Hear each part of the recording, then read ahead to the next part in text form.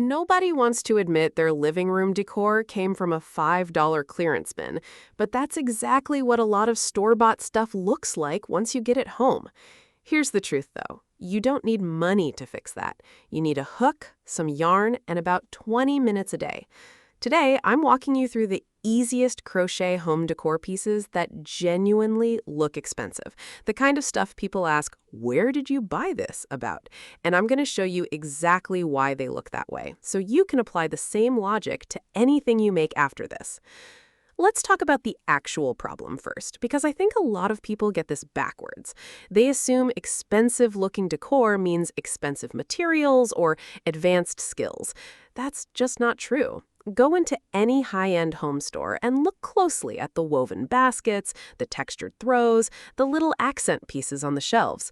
Most of it is made with basic techniques, simple loops, simple knots, repeated patterns. What makes it look expensive isn't complexity, it's consistency, good material choice, and restraint in color. Once you understand that, you can recreate almost anything you see in a catalog using stitches you probably already know. So let's get into the actual pieces, and I'm going to start with one that surprises people every time, which is a chunky floor poof or ottoman cover. I know that sounds like a huge project, but hear me out. You're not building a whole ottoman from scratch. You're crocheting a simple cover, or even easier, a small floor poof using thick yarn or fabric strips called t-shirt yarn. Because the yarn itself is so chunky, each stitch counts for a lot, which means the project grows fast.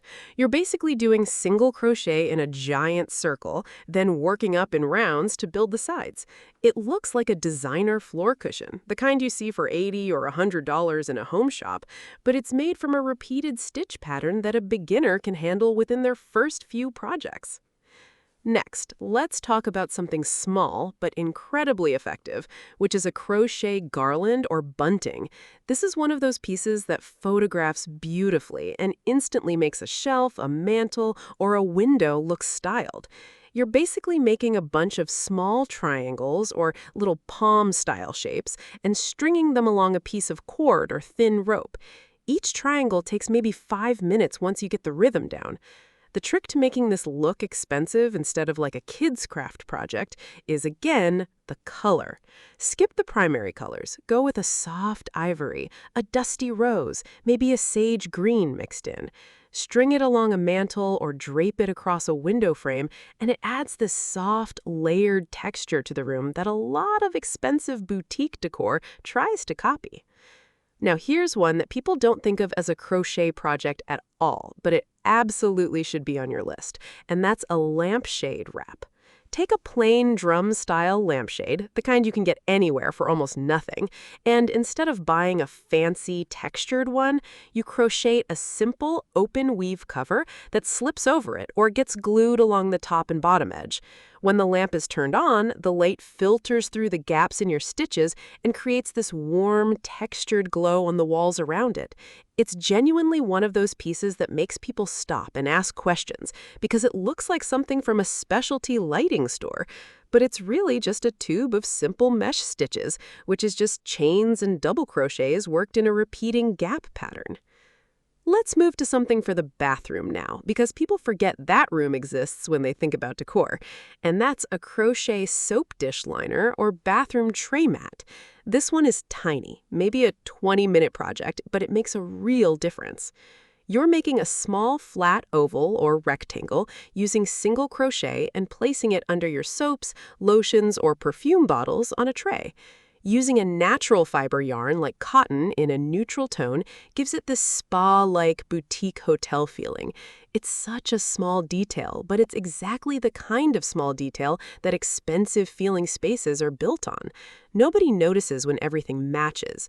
They only notice when something feels off. A tiny crochet mat under your bathroom tray removes one more thing that feels off. Here's where I want to slow down for a second, because this next piece is probably the biggest payoff on this entire list, and that's a crochet curtain tie-back. If you have curtains in your living room or bedroom right now, chances are they're either hanging loose or held back with a plain fabric strap that came with them. Swapping that out for a crochet tieback, which is really just a thick braided or twisted cord with a simple loop on each end, changes the entire window instantly. You can make this with a basic chain and single crochet rope, twisted a few times for texture, finished with a small tassel on the end. It takes maybe 30 minutes per curtain, and it's one of those upgrades that makes an entire wall of your room look considered and finished. Not because it's complicated, but because it replaces something generic with something that has actual texture and thought behind it. Now, let's put this all together and really picture the transformation, because this is the moment that matters most. Imagine walking into a living room where the ottoman in the corner isn't plain fabric anymore. It's got that chunky, textured crochet cover in a warm, neutral tone. There's a soft garland draped along the mantel, catching a bit of afternoon light. The lamp in the corner is glowing through a woven crochet shade, casting these soft little patterns on the wall behind it. The curtains are pulled back with a twisted cord instead of a plain strap.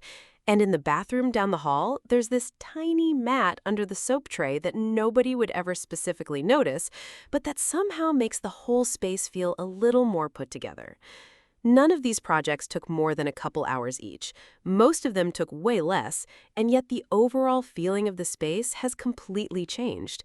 That's the real lesson here, and I want you to really hold on to this. Expensive-looking decor isn't about how hard something was to make. It's about whether every piece in the room feels like it belongs there, in the same color family, the same texture family, the same overall mood. A crochet piece made with basic stitches in a thoughtful color, placed somewhere the room actually needs it, will always look more expensive than a complicated pattern made in a random color and shoved somewhere it doesn't fit. Let's talk quickly about yarn choice again, because it genuinely makes or breaks this whole thing. For most of these pieces, you want something with a bit of weight and structure.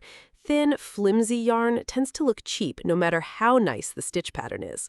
A worsted weight or chunky cotton blend holds its shape better and photographs so much nicer in a finished room. And again, you do not need the most expensive yarn on the shelf. Plenty of budget options in the craft store give you that same clean, structured look, as long as you're picking a good color and a yarn that isn't too thin or too fuzzy. If you're trying to figure out where to start with all of this, I'd say begin with the garland or the curtain tiebacks. They're the fastest, they use the least amount of yarn, and they give you a big visible change for very little time invested. Once you're comfortable with the rhythm of those simple, repeated stitches, move on to something like the lampshade wrap or the poof cover, since those take a bit more time, but really do